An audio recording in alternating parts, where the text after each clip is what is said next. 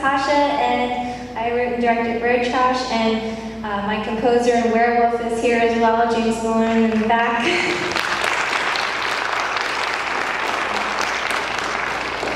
So, just word, how did the project come about? What kind of inspiration did you have? What were you? How did you decide to make this movie?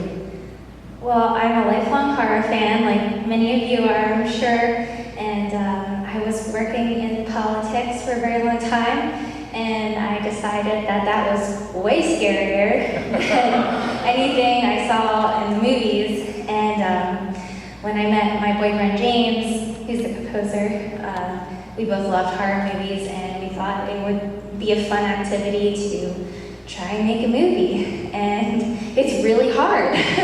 For even like a 5-minute movie, and I know you guys know that as well. It was a gargantuan undertaking, but it was totally worth it, and I learned a lot, and it's quite a process, and I will always applaud anyone who does anything creative because it's a lot of work, and it's just awesome to see so many amazing short films up here, and it's just blowing my mind. Great. It's a great looking film. It's got a very slick look. Did you guys, did you have any budget? Did you self-finance? Did you do a Kickstarter? Yeah, so it was pretty much self-financed. Took all of my money. Yeah, all of it. We did do an Indiegogo, and many generous people helped and contributed. But yeah, it was just a lot of, I'm just gonna put a lot on my credit cards and see if I can pay it off. But yeah, we hired a crew, and the director of photography, Rob Nelson, he's great, he's wonderful. He did a fantastic job, and he just loves horror movies too, and he does corporate commercials all day long, so it was really fun for him. And we were really going for like an Argento, like crazy color creep show stuff. So yeah. So I guess the most obvious question is, how'd you score Heather Langenkamp to do your narration? Yeah, that was pretty crazy. She was like, we had a bucket list of people. We're like, well, if we're gonna go all in on this and spend all of our money, who would we want to narrate the film? And she was the top dog, because I just love her portrayal of Nancy, and that character is so strong and such a powerful female. And I was like, you know what, that would be perfect. And I honestly just emailed her, and she dug it. Like her daughter loves photographing roadkill apparently, so. She was like super into it, and she was so nice. She's just a lovely person, and exactly who you think she would be when you meet her. And yeah, we flew out to Los Angeles during a weekend in November, and that was the first time that I had ever been in Los Angeles. And we rented a recording studio, and we had her for 2 hours, and the scream in the film is actually her, it's not me, so I thought that was pretty cool. Awesome, fantastic. Let's see if you guys out there have any questions about Road Trash? Yes? Did you call me? Yeah. Okay. You were the only one with your hand up. Did the idea come first, or did the idea of I want to do a project came first? What was it going to do? It was kind of tandem. I knew that I wanted to try to make a film, and I had been thinking about like what's an attainable kind of short narrative that I could do that was in just a couple locations. I don't know if any of you have been to Mineral Wells, Texas, but it's an amazing, sleepy little town, and we filmed Road Trash entirely in that little town. And yeah, it was a combination of the two. It was, I want to make something, and what's like a simple story that I could shoot. So you were actually in it as well as directing it, right? Yes. So what is the challenge there? Oh, really challenging. I didn't about it entirely until I actually got to the production days. And I was like, oh, yeah, I'm not two people. That's really hard. It was mostly for budgetary reasons. I really didn't want to hire anyone. I was like, well, I'll just do it, whatever. But thankfully, the director of photography, Rob, he was me too. Like he was the one like helping me set up the shots and making sure that we got what I had in my brain. Yeah, he was fantastic. Anybody else? Yeah, lady in black. How long did it take to shoot? How long did it take to make? I realize I should have restated the question. You want in here? Yeah, it was a really long process. It took about a year and a half. Actually, this coming weekend marks a year since we shot it. So it was a very, very long process, and as I'm learning more about film, it usually doesn't take that long for major studio-backed films. But this is just me and my boyfriend. It took us a long time from idea to actual. This is the first time I've seen it on a big screen, so it's unbelievable. It's amazing. Yeah, this is Road Trash's world premiere, although only by like 3 days. She has been another festival this weekend, so we just got it by 3 days. That's awesome. Anybody else? Yeah. Brian. How did you find your locations? Yeah, how did you find those great locations? Oh, man. Well, me and my boyfriend are super weird, and we love exploring like the sleepy towns of Texas. We're both from the East Coast, so Texas is kind of an anomaly to us. And everything looks the same here. And so we're like, we gotta find the places that don't look the same. And we went out to Mineral Wells. We had heard about the abandoned Baker Hotel that's out there, and it is gorgeous. And Permitting that a big hassle, or? permitting was a bitch. Okay. I suspected it was. Yeah. So we were cleared to film the exterior shots outside the Baker Hotel. But the original idea was to film inside the Baker Hotel. And I got clearance from the real estate company who owns the Baker Hotel. And they were like, oh, sure, we'll even waive the fee for you. We'll waive the $1,000 to shoot in it. All you have to do is ask the police chief and get his permission. That's all you gotta do. Well, the police chief was not having it. I even put on a suit, went down to Mineral Wells, that's an hour and a half away from here, and met with him and tried to persuade him to let me shoot inside the Baker Hotel, and he was just, no, no way. And I totally get it. It's a definite safety hazard. You could fall through the floor there and die.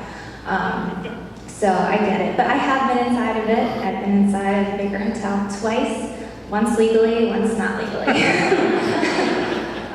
And the interiors were actually shot across the street from the Baker Hotel. We were there. Yeah. We were very fortunate to become friends with the owners of the coffee shop that's right across the street. And their building is an old boarding house. So their whole top floor, they don't use at all. And I basically begged them to let us use that.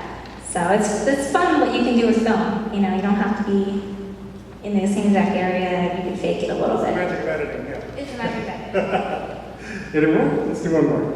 Yes. I'm sorry, I'm in the back. Great. Since you were the kind of star, you were able to avoid the problem with actors for the most part, but how hard was it to try and rope other people into it? Because that's something I kind of run up against. How do we begin to find the right kind of people to work on? Because unfortunately, you can't just be one person. You can't do everything, unfortunately. Yeah. It's a lot of begging your friends. It really is. I had a lot of good people who were just into it and wanted to do it, but the other half was I paid a lot of people. So I think the whole crew, I paid them for their work. I fed them every day. So it is really tough. When I was first, thinking about doing this, I really didn't know what went into it, how many people you would need to get on your side to accomplish it. And it's a lot. It is a lot, but if mostly, like, if they're gonna get something out of it, like if you feed them, they'll come. If you give them money, that's even better. But it was a very hard sell, especially in mineral wells, besides our friends from in the coffee shop. It's like, hey, I don't know you, but I'm making a werewolf movie, and I want to shoot in your, movie theater, or I want to shoot in the back lot of somewhere. You sound crazy. You do. But you can't be afraid of that. You need to like push past what people think about you and just do it, and you'll find the right people. Like you'll surround yourself with the people who want to help with the project and have fun with it. Awesome. Thank you so much, Natasha. So, just tell me a little bit about the origins. How did you decide to do this project? Actually, well, first off, thanks for putting this together, because actually originally the idea of my wife and I had come up with, we were brainstorming one night just for fun, thinking about something we could do, and she had come up with actually a really cool idea, and I liked it a lot, and we thought about making it like a comic book or something, but it was very elaborate, and I was like, that would be a lot of dialogue and a lot of, I would need actors and all this stuff, so I took the essence of the idea of what she had, and I shrunk it down to something that I could do with friends on a quick turnaround, because we filmed that all in one night. Wow. We started at 6 p.m. Leah is here, actually, who was Polaroid killer. We started at 6 a.m., we finished at 5 a.m. I storyboarded the whole thing out. Took about a month and a half, almost 2 months to do all that. And that way I didn't want to waste anybody's time. I was like, here's the plan, we're gonna do it. We did it all in one night. I wanted it to be longer, there was more stuff I wanted to do, but I learned how fast the sun goes down, so I got fucked, basically. So, but yeah, it was, it was just the idea of like trying to, I grew up watching a lot of VHS stuff, and it would be cool if we had more female like serial killers. There's not enough of them, so we thought my wife and I thought it would be a cool idea, so that's how kind of that whole origin thing started from. So. I did want to say, I think you need to get this thing remastered though. It's got a lot of schmutz and a lot of grain and a lot of damage to the print. I think you need to strike a new one from the negative. So there's a reason for that. The camera started to overheat because we filmed this in August, and like pixels started like apparently the Canon the sensor will start to, if it overheats, the pixels will start to kind of screw up. And so I started rotoscoping out all the dead pixels, and I realized I was like, man, this is gonna take fucking forever to do. So I added like the grindhouse like feel to hide all the pixels and stuff that were broken, and then I added kind of some of all the VHS sort of look to it. That was all intentional because I didn't want it to do all the other work. It was actually faster to do it that way. So I just kind of worked around whatever I had to work with. So that I didn't intend to do that, but I thought it actually kind of worked out. So. Awesome. For all in one night, that was a pretty good throat slasher gag. Was that an appliance, or how did you guys do that one? I wanted more blood, but I've never. So this is like my first. This is the first time I've ever done anything with like full film from start to finish. I have done a 24-hour video race sort of thing, but this was very much like this was a little different. And so I reached out to a couple people, and the girl that did all our makeup, I asked her if she could do this, and she was like, "Sure, I think I can." I was like, "Fine." Let's give it a shot. And she was like blowing into like the tube to try to get as much blood that she can get out of it. Because I really wanted like Quentin Tarantino like blood shooting, but that's the best we got. And it was like 4 a.m. I was like, fuck it, like that's good enough. We're done. Because it was really hot. There were a lot of mosquitoes, and it was hard. August in Texas. Oh, no yeah. one should ever shoot a movie. Yeah, well, it was really nice, but then it rained like 2 nights before, so it turned into a sauna. Leah can tell you, it sucked. It was fun, but it sucked. Yeah. So world premiere. This is the first time it's ever shown anywhere. Awesome. World premiere. Anybody in the audience got any quick questions for Eli? Okay. Yes, sir. Brian. How did you find the location too? Because that location is excellent. Yeah, how'd you get that location? The guy who played the copycat killer, he's a friend of mine that I met at the Alamo Draft House because we That guy seems very real. Is that how he is in real life? Yeah. That serial killer out That's actually his, like, that's his property. Oh. And we met, and I told him about what I was doing, and I told him I'm still looking for a location. And he's like, I got a place out in Sunnyvale. So I went and checked it out with him, and I was like, dude, that shed is a murder shed. So his whole property, it was like a huge lot, and yeah, I mean, I had been poking around other places, but then when I talked to him, he was like, come check it out, and I had 2 other places that I wanted to look at, but once I saw the shed, I was like, no, we're gonna do it there. So, yeah, honestly, I just got lucky, to be honest, like, All right. Eli, thank you so much. So, I love this movie in a lot of ways, and it's kind of a different kind of a thing. It's not like as much of an intense, over-the-top horror as a lot of the stuff. What was the inspiration on this one? Yeah, sure. I love horror films, but I also love really good dramas.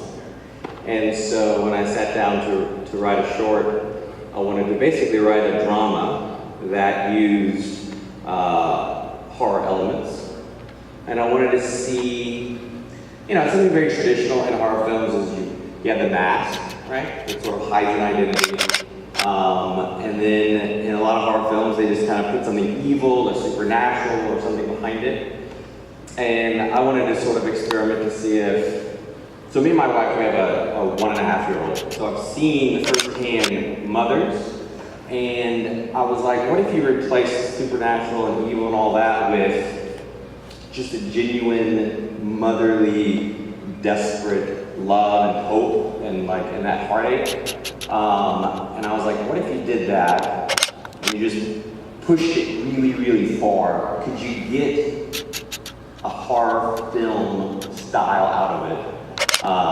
And so, yeah, that's sort of what happened. No secret that I'm hugely impressed by Lindsay's performance in the film. Just talk about your cast in general, because that was a really top-notch cast. And the 2 kids, I guess the one kid didn't really do a whole lot of acting, but the little girl is fabulous too. Just talk a little bit about your cast. Yeah, so about 3 years ago, I did a 48-hour film in Austin. And I worked with Lindsay, who's the main actress, and she's just an amazing actress. And then she stopped acting for like 2 years. But then when I wrote this, I was like, man, you need to sell the emotion part, otherwise this whole thing crumbles. And so I reached out to her, and she was like, okay. And so that was awesome. And then Nicole, the woman with the short hair, I cast her. She's actually outside of Austin. I didn't know her before. We did a Skype interview and stuff like that. I know. And then it was funny. I for the 48-hour, I'd actually worked with a small kid before, and I was like, man, it's really tough. That's what they say. And so you don't have to worry about the acting. It's still, because the first thing I said, I went in for the production day, and I was like, okay, we're ready. Everybody's running around. I'm meeting him for the first time. How you doing, Isaac? So here's the next. That's a problem, because you never take it off. And so, but he was awesome. He was great. He was 6 years old, and it's just amazing that he was able to do all that. And then Taylor, she turned out just such a professional. It was amazing. Because she had just a couple little scenes, but she nailed, I think, the bike scene where she looked a little scared and stuff. So yeah, I was just lucky. So you guys are out of Austin, is that right? And where was it shot? Was it shot there in Austin, in and around Austin? It was shot about 40 minutes outside in a little town called Garfield, Texas. And we found the location on Airbnb, surprisingly. When I wrote it, I was like, wow, we need a really kind of crappy place, and I couldn't find any, and I was looking around for Airbnb for like weeks, and I found this place, and I was like, how is this on Airbnb? And it was, and then it looked great. I mean, and all that was, it was rough looking. And then my friend had the truck, and it all kind of aesthetically worked really well, and oranges and Anybody out there got any questions real quick? Yes, sir.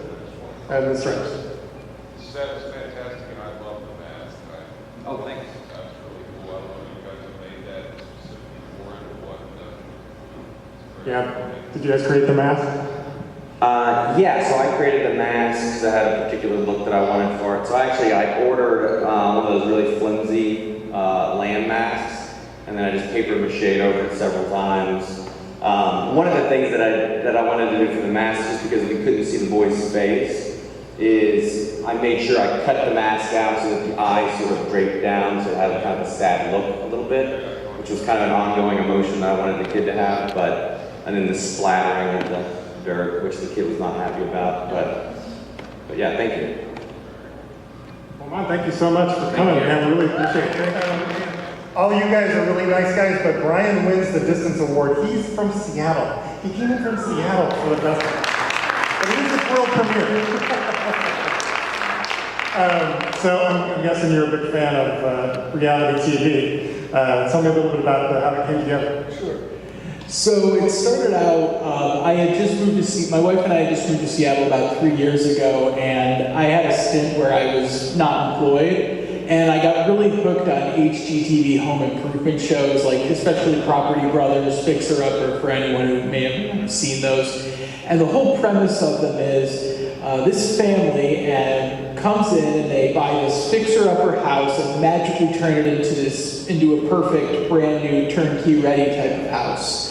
And as I kept watching the episodes, I realized, wait a minute, it can't be this easy. They make it look really easy, like sometimes a little problem will come and then they'll just magically fix it. So I decided to say, how can I parody this? And I also at the same time was looking to meet new filmmakers, and I met up with a group of people who did horror. So I thought, okay, these things are already really plastic and cheesy, so a horror comedy would work really well for it. And I figured too, with zombies, with slasher killers, what's kind of funny is, what if they came up against a problem they couldn't solve? Because every zombie film, they're always unstoppable killing machines. It seems like you can't beat them. Well, what's something that would drive a zombie crazy? And I thought having to fix a house. And I'm sure if any of you or in the audience have ever had to do home improvement, you would probably know what I mean. Also great cast on this one. I love the mom especially.